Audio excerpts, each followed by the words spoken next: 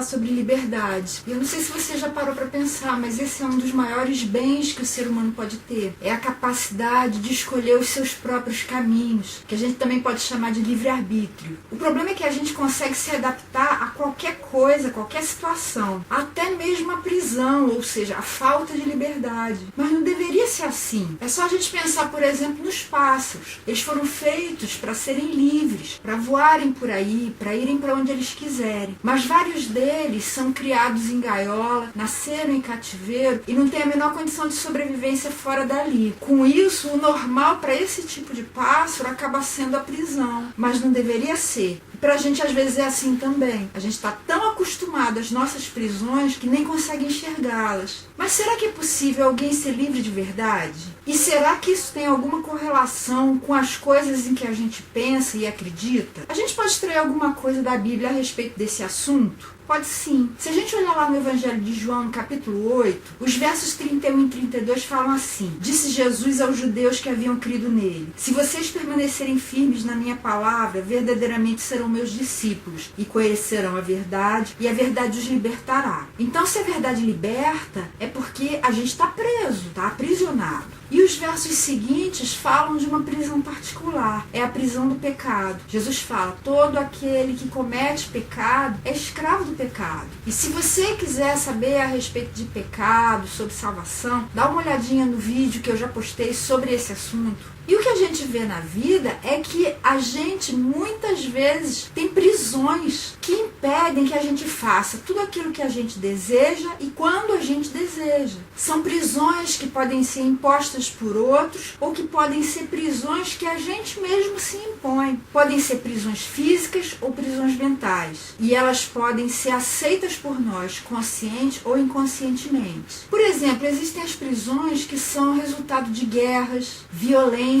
ou escravidão. A pessoa não pode fazer o que quer, quando quer, não pode ir para os lugares que deseja. A gente vê agora recentemente a situação na Síria, na Venezuela. A gente vê trabalhadores escravos em São Paulo, na Europa também, pessoas que são levadas para lá com a promessa de ganhos, de casamentos, etc., acabam se tornando escravos daqueles que os levaram, que retêm os seus passaportes e os impedem de voltar para os seus países. E uma forma particular de escravidão poderiam ser quando você estuda alguma coisa que você não quer, ou quando você trabalha em alguma coisa que você não ama, só porque você precisa sobreviver. As regras sociais também podem ser prisão para nós. A cultura do lugar onde a gente nasceu e onde a gente vive, principalmente se a gente nunca saiu desse lugar. A cultura é algo que é invisível. Você, enquanto está mergulhado nela, não consegue perceber como ela é. Mas experimenta sair dali e ir para uma cultura diferente. Tudo vai ficar bem mais claro. Você começa a conseguir enxergar as prisões daquele meio social em que você vivia antes. Por exemplo, eu sou carioca. E uma coisa que eu só fui perceber depois que eu comecei a morar em outros estados do Brasil é a escravidão que a necessidade da gente estar sempre bronzeado e bonito exerce sobre quem mora lá. E eu achava que era assim em todos os lugares do Brasil e todos os lugares do mundo. E quando eu saí de lá e vi que não era, isso foi libertador para mim. As coisas que a gente aprende na televisão também, impostas pelos anúncios, pelas novelas, pelos filmes que a gente assiste. Essas coisas vão impregnando a nossa vida desde que a gente é pequenininho e a gente muitas vezes faz escolhas condicionado por essas imposições e nem está percebendo. Relacionamentos destrutivos também são prisões que podem causar morte emocional ou mesmo morte física. Tá aí a Lei Maria da Penha que não me deixa mentir. E nesses relacionamentos, uma coisa que sempre transparece é o mau gênio, que é um outro tipo de prisão. A pessoa que tem mau gênio é um escravo da falta de domínio próprio. Outra prisão é a consciência pesada por causa dos erros que a gente cometeu, principalmente se estiver envolvendo falta de perdão. Perdão que você se negou a dar e perdão que você se negou a receber. Às vezes você não consegue se perdoar. E Jesus falou que a falta de perdão pode ser comparada a uma prisão. Isso está lá no Evangelho de Mateus, no capítulo 5, dos dos versos 23 a 26. Ele falou que aquele que tem alguma coisa contra a gente pode levar a gente ao tribunal, a gente como resultado pode ser jogado no cárcere e só sair de lá depois que pagar o último centavo. Esse cárcere pode ser linguagem figurada, pode ser um cárcere emocional. E realmente, se você nega perdão para alguém, o maior prejudicado não é a outra pessoa não, é você. E essa figura da prisão também está lá no capítulo 18 de Mateus, nos versos 21 a 35, na parábola do credor incompassivo, que também foi jogado na prisão. Não é bastante interessante isso que Jesus, nas duas situações em que fala de falta de perdão, menciona a prisão? Outra prisão são as mentiras que a gente cria. Às vezes aquelas mentirinhas brancas que a gente chama,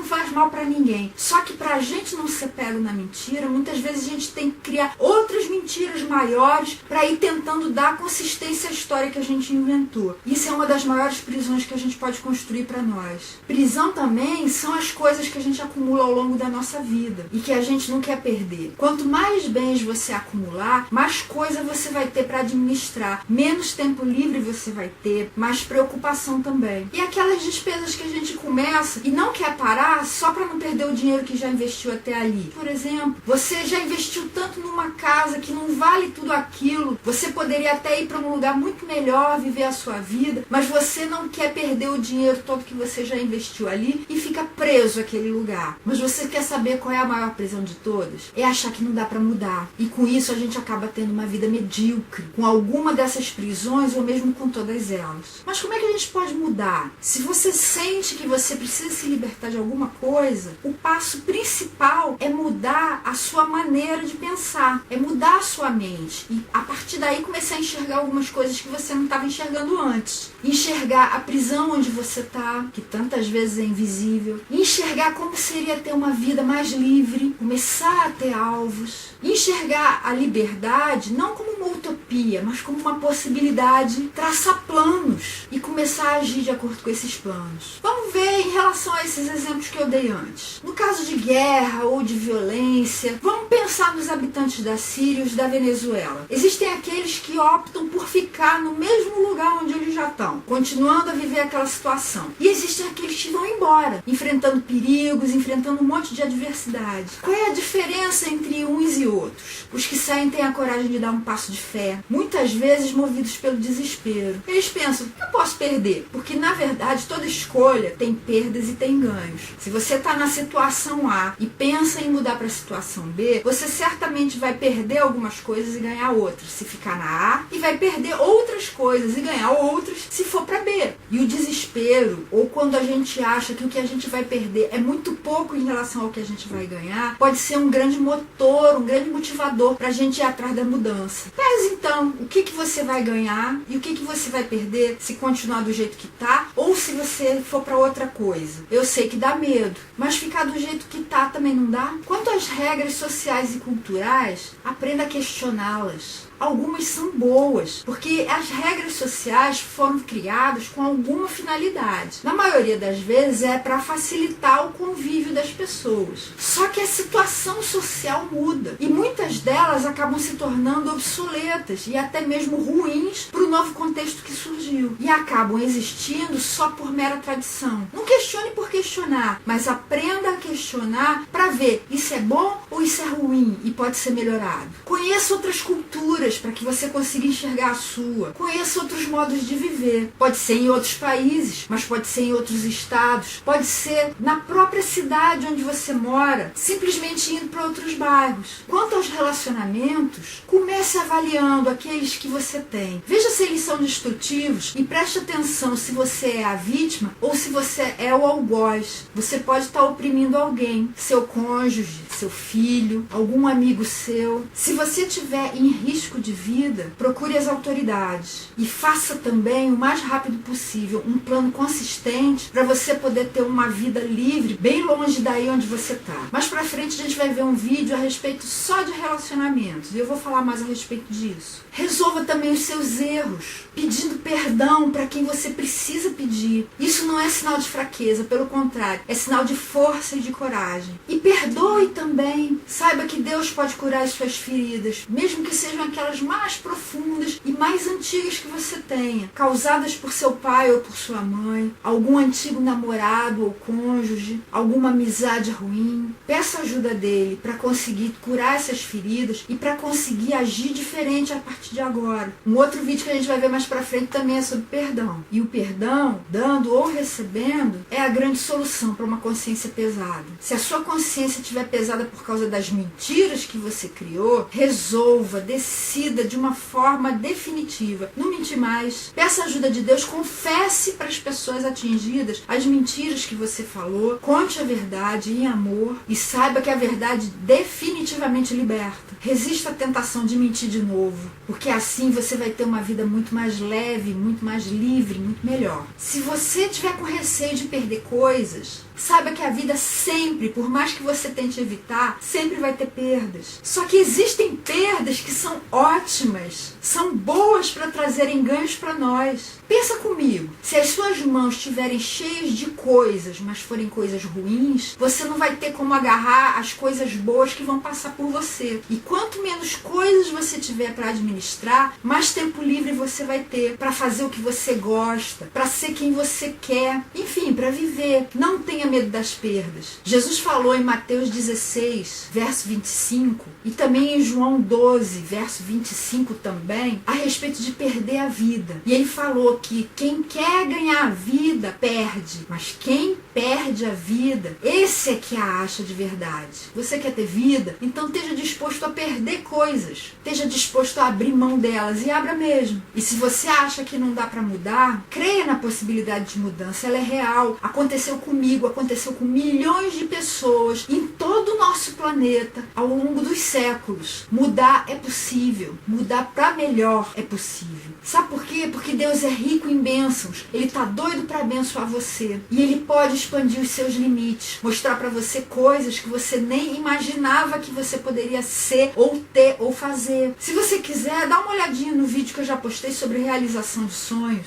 E se você quiser saber mais a respeito de liberdade, tem um monte de livro que você pode ler. Vários eu já mencionei aqui. Dinheiro Pode Comprar Felicidade, da MP Danlive. A Revolução 80-20, de Richard Koch. Existe também Liberdade da Simplicidade, de Richard Foster, que ajuda a gente a viver bem melhor com muito menos. E existe uma série de livros da editora Vozes, bem pequenininhos, que se chamam Cadernos de Exercícios para alguma coisa. Existe o caderno de exercícios para saber se desapegar, caderno de exercícios de inteligência emocional, de meditação no cotidiano, para ficar zen em um mundo agitado, para desacelerar quando tudo vai rápido demais, para cultivar a alegria de viver no cotidiano, para aprender a ser feliz, para fazer amigos e ampliar suas relações, para descobrir os seus talentos ocultos, para cuidar de si mesmo, para aumentar a autoestima, para superar as crises. Todos esses contêm exercícios mesmo, para você conseguir pensar a respeito de você e conseguir se tornar uma pessoa diferente. São exercícios simples, mas são muito interessantes, muito legais. E na semana que vem, dando continuidade a esse tema de liberdade, não sei se você lembra que o Renato Russo falou, disciplina é liberdade. A gente vai falar sobre disciplinas espirituais. Que disciplinas são